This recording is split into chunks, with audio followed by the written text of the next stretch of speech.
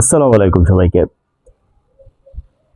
2013 সাল শাপলা চত্বরে যখন আপনার এই যে জেনোসাইডটা হয় তখন আমি মতিঝিলে অফিস করি। তা আমি আমার অনেক আগে বলছিলাম যে আহ, সম্ভবত শুক্রবারে ওরা শাপলা চত্বরে জড়ো হয়। শনিবার দিন আপনার এই অফিস বন্ধ ছিল। আর হচ্ছে রবিবার দিন আমরা গিয়ে দেখি যে সবকিছু ফকফকা, মানে আই মিন কিছু হয়েছে বলে আপনি কিছু বলতে পারবেন না যে এখানে এত বড় একটা হত্যাকাণ্ড হয়েছে আজকে। আইসিটি মন্ত্রণালয় আপনার যে প্রধান আছেন প্রসিকিউর, উনি বলছে যে 32 জনকে হত্যা করা হয়েছে। অথচ এতদিন কেউ বলা হয়তো যে রং মেখে গায়ে শুয়েছিল। হাসিনা নিজে বলছে, বেনজির আহমেদ নিজে বলছে। তো এনিওয়ে সমস্যা নাই, আমরা মানে আশাবাদী ছিলাম যে এটার বিচার একদিন হবে এবং এই যে বিচার হচ্ছে, আমি এজন্য তারেক রহমান সাহেবকে আমাদের বর্তমান পিএম কে একটা স্পেশালি থ্যাঙ্কস জানাই। এটার বিচারটা খুবই দরকার ছিল দেশের মধ্যে। আপনার 58 জন সম্ভবত এই পর্যন্ত মারা গেছে। আপনার ঢাকায় 32 জন, কুমিল্লায় একজন, চট্টগ্রামে জানি কতজন, আর হচ্ছে ঢাকায় তো ওই যে বললাম চট্টগ্রামে সম্ভবত 28 জন মেবি।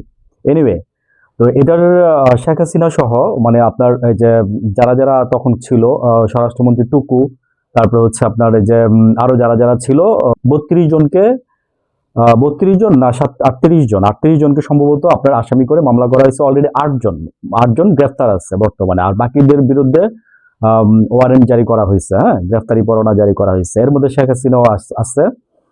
তো এটাই আর কি, যে আসলে ওই তখন যেভাবে যেমন 71 টিভির মালিক আছে মোজাম্মেল বাবু, আর হচ্ছে ফারজানা রূপা আছে।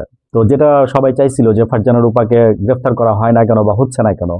আর 71 টিভির এটা নিয়ে আবার একজন বিদেশি সাংবাদিক কোশ্চেন করছিল আজকেই আজকেই এই যে যখন প্রসিকিউর সবকিছু বলে, তখন এই বিদেশি সাংবাদিক প্রসিকিউর যথেষ্ট গুরুত্ব দিয়ে সবকিছু বুঝাই দিচ্ছে। মানে উনি জিজ্ঞাসা করছিল যে মুজাম্মেল বাবু কেন, কিভাবে আপনারা প্রুফ করছেন, এবং উনি বলছে যে 71 টিভির হাতে প্রচুর প্রমাণ আছে এবং সেগুলি আমরা এখন পাইছি। আর সাংবাদিকরা আরো কোশ্চেন করছে যে আপনারা যে এই যে বিচারগুলো যে বলছেন মানবাধিকার যারা, হ্যাঁ, মেনটেন করে, তারা বলছে যে 41 জনকে সম্ভবত তারা বলছিল যে এই দোষী।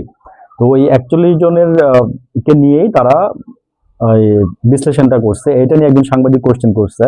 তো বলছে প্রসিকিউটর সাহেব বলছে যে এটা আমরা ওনাদের কাছ থেকে আমরা তথ্য নিচ্ছি, বাট আমরাও তদন্ত করে দেখছি যে মানে এর বেশি কেউ না, মানে প্রাইম লেভেলের হুকুম যারা দিচ্ছে বা যারা জড়িত তারাই এখানে ফেসে যাচ্ছে। আর উনি বলছে যে নাহলে তো আমার সারা বাংলাদেশের পুলিশকে নিয়ে আসতে হবে, হ্যাঁ, আইনের আওতায় কনস্টেবলদের নিয়ে আসতে হবে, এরা তো হুকুমের গোলাম ছিল। কিন্তু প্ল্যানিং এ যারা ছিল তারা ধরা খেয়ে যাচ্ছেন আর কি। উম, এবং এটা ছিল একটা clean heart operation. Clean heart অপারেশনের মানে কি জানেন, যে আপনি একদিকে মানে তারা ফায়ার করতে করতে আগায় গেছে, আরেকদিকে হচ্ছে আপনার এই যে ময়লা পরিষ্কার জন্য দায়িত্বে যারা ছিল তারা ময়লা পরিষ্কার করছে। আর আরেকদিকে হচ্ছে সিটি কর্পোরেশনের গাড়ি এসে আপনার সবকিছু ময়লার ইয়াতে গাড়িতে ওই যে ড্রাম ড্রাম গাড়িগুলা যেগুলোতে দেখা যায় না ওইগুলোতে আপনার উঠাই ফেলছে। আর হচ্ছে আরেকদিকে পানি দিয়ে ধুয়ে ফেলছে। তা আমি বলবো কি জানেন, যে এদেরকেও আইনের আওতায় আনা উচিত।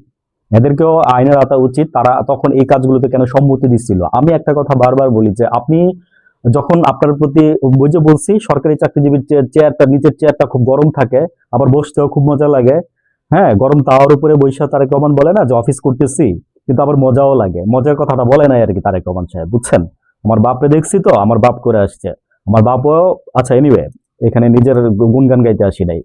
এখন কথা হচ্ছে যে আপনি ছেড়ে দিতেন তখন, হ্যাঁ, আপনি পানি দিয়ে সাহায্য করছেন, আপনি ক্লিন হার্ট অপারেশন করছেন, তাই না? ক্লিন হার্ট অপারেশনের আপনি সহযোগী ছিলেন।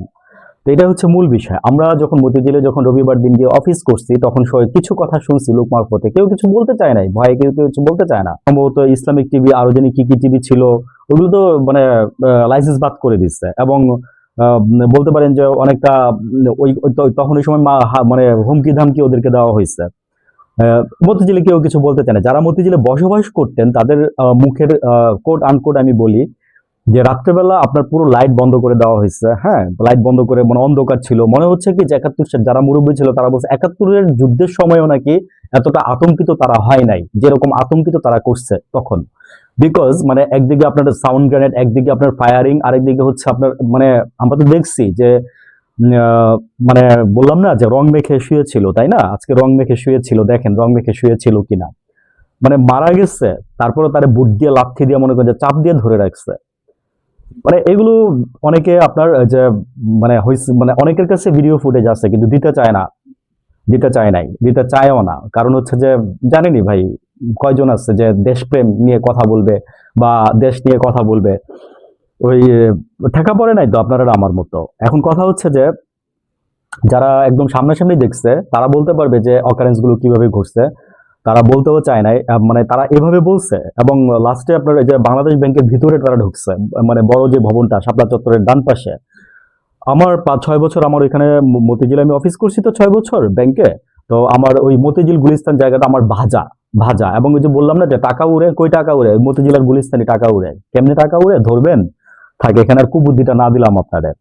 এনিওয়ে, যে আমাদের ব্যাংক মানে ভাই আসতো তো আমাদের ব্যাংকেই, টাকা কোত্থেকে নিত, তো এগুলো বলে লাভ নাই। এখন যেই সাবজেক্ট আছে সেই সাবজেক্টে থাকি। তো ভাল লাগছে আজকে যে এটার মানে মানে বিচারটা আগাই যাচ্ছে। এবং আমি চাই যে এগুলোর জিয়াউল হক আছে, আসামি জিয়াউল হক আছে এখানে। তো আমি চাচ্ছি যে এই বিচারটা হোক, বিচারটা যেন সুস্থভাবে হয়। কারণ আমরা স্তম্ভিত হয়ে গেছিলাম তখন। আমি পরের দিন যখন রবিবার যখন অফিস যাই তখন ভাবছিলাম যে না জানি কি বিধ্বংস বিধ্বংস অবস্থা দেখবো। কিছু কিছু হয়েছে বলে আপনি মানে বলতেও পারবেন না যে কিছু হয়েছে।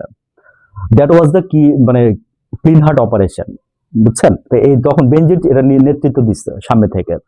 আর এখন প্রসিকিউট বলতেছে যে যদি আমি বিচার করি, আরো আইনের আওতায় আনি, তাহলে তো আমার এই যে কনস্টেবল আছে, আরো আছে, তারপরে আরো আছে, সাংবাদিক সাংবাদিক আছে, আছে, অনেকে অনেকে আছে, প্রমোট করছে অনেকভাবে, সবাইকে আনতে হয়। কিন্তু ওরা সাথে পরিকল্পনার সাথে অংশে ছিল। তার আগে তারা একটা মিটিং করছে, তখন প্রসিকিউশন নিজেই বলতেছে যে ওনারা তখন ওই যে কেউ ইবাদতে মগ্ন ছিল, বাচ্চারা ঘুমাচ্ছিল, তারপরে হচ্ছে কেউ জেগেছিল, এরকম আর কি। ওই মুহূর্তে ঠিক তারা এই গুলি বর্ষণ করে, প্লাস ওই দিক দিয়ে মানে 3 দিক থেকে ঘেরাও করে, শুধু এক দিক দিয়ে ওই যে বঙ্গভবনের ওই যে ওই রাস্তাটা দিয়ে, বঙ্গভবনের সোশ্যাল ইসলামী ব্যাংকের প্রিন্সিপাল ব্রাঞ্চের ওই রাস্তাটা দিয়ে, ওই দিক দিয়ে তাদেরকে বের করে দেওয়া হয়। মানে ওই দিক দিয়ে যেতে বলে আর কি। এনিওয়ে, ভালো থাকবেন সবাই। নিজের অভিজ্ঞতা থেকে একটু কথা বলছি আজকে, সেটার বিচারের কিছুটা নমুনা দেখে, মানে অগ্রগতি দেখে ভালো লাগলো। কথা হবে। আসসালামু আলাইকুম, ভালো থাকবেন সবাই।